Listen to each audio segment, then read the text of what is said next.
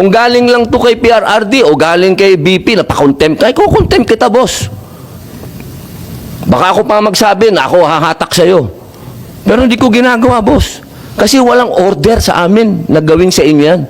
Ang natatandaan lang po namin na sinabi ni PRRD na malinaw na ginagawa ng pulis ang order sa kanila. Kaya po namin kayo nirirespeto, sir, dahil yun ang sinabi ng boss namin. So eto malinaw na malinaw mga kaibigan na video kung saan makikita natin na ang ginawang pagdinig ni na Amy, ni na Robin, ni na Bongo, ni na Bato at itong mga senador na mga kaibigan ni Duterte. Eto yung mga senador, mga tinatawag natin ng mga K9 senators na bumangawa kapag merong mga nagiging problema ang mga Duterte, sila mga kaibigan ang tagapagtanggol. Kitang-kita natin dito mga kaibigan that they're just following orders, no? Kitang-kita natin sa salita ni Robin Padilla na nagpa-follow lang sila ng order ng kanilang Panginoon, no? Itong si Duterte. So mga kaibigan, nakakalungkot isipin na nabudol tayong mga mamamayang Filipino na nagkaroon tayo ng mga ganitong klaseng senador na kumikilos ayon sa utos sa kanila ng mga Duterte.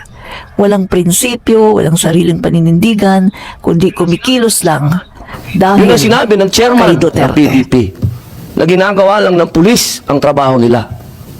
Pero sana naman, sir, isipin din natin kung anong itinanim ni PRRD sa bansang ito. Nilabanan natin ng komunista. Anong connect? Talaga bang yan ba talaga ang kapalaran ng mga presidente Labo mo, lumalaban sa komunista? Isang Labo in-exile mo, at anong isang connect? sinurrender? Ano ba po talaga itong bansa natin? Tayo po ba'y demokratiko talaga? Tayo po ba'y under control ng komunista? Anong connection? War on drugs ito.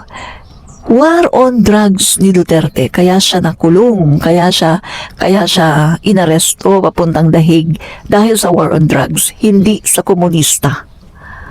Ay nako, ano ba yan? Grabe ha, ang layo, Binoy. Alam mo Binoy, last mo na yan ha, last term mo na yan. So mga kaibigan, eto paalala ko sa inyo ha, sa darating po na eleksyon, May 12, wag po tayong boboto ng mga senador ni Duterte. Kilala naman natin ang mga senador ni Duterte, diba? Bongo.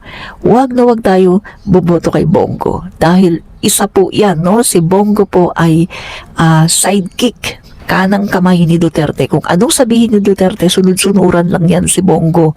Wala yang sariling paninindigan. Sunod-sunuran lang yan, no? Yung iba, sinasabi, malakas yan sa mga LGU, malakas yan sa ganito.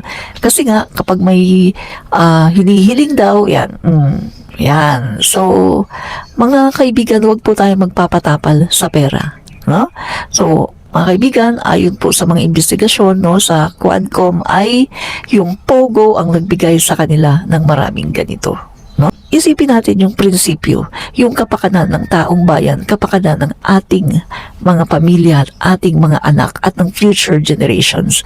Huwag po tayong papasilaw sa pera. No? Manindigan po tayo sa prinsipyo. Huwag po natin iboboto itong mga ganitong senador na kumikilos na ayon lamang sa mga Duterte, hindi po sa taong bayan. So sila po ay malinaw na senador ni Duterte at hindi ng taong bayan. Yan po ang malinaw na malinaw. No votes for this Senate.